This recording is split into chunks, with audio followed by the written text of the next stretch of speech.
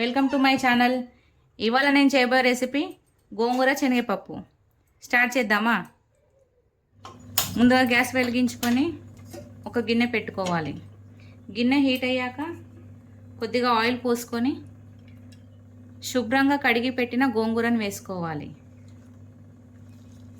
గోంగూరనంతా కలిపేసి ఒక 5 నిమిషాలు మూత పెట్టేసుకోవాలి.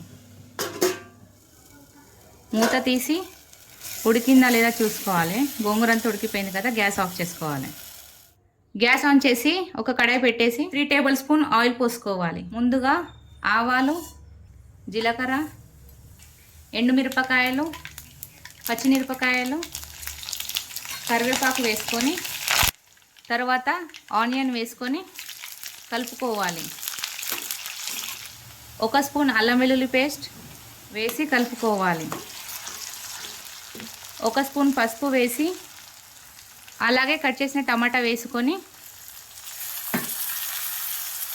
కలుపుకోవాలి.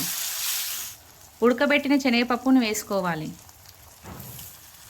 అలాగే టేస్ట్కి సరిపడా సాల్ట్ వేసుకొని కలుపుకోవాలి. ముందుగా ఉడికించుకున్న గోంగూరను వేసుకోవాలి.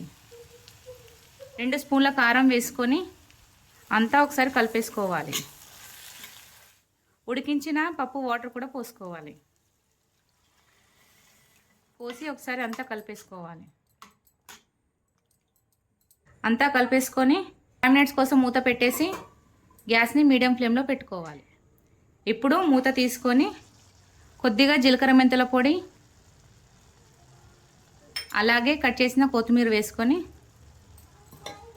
అంతా కలిసేలా కలుపుకోవాలి.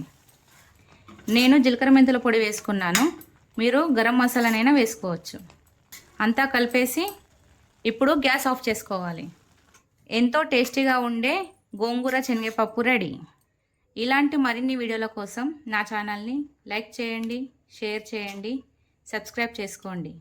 అలాగే కామెంట్ కూడా పెట్టండి.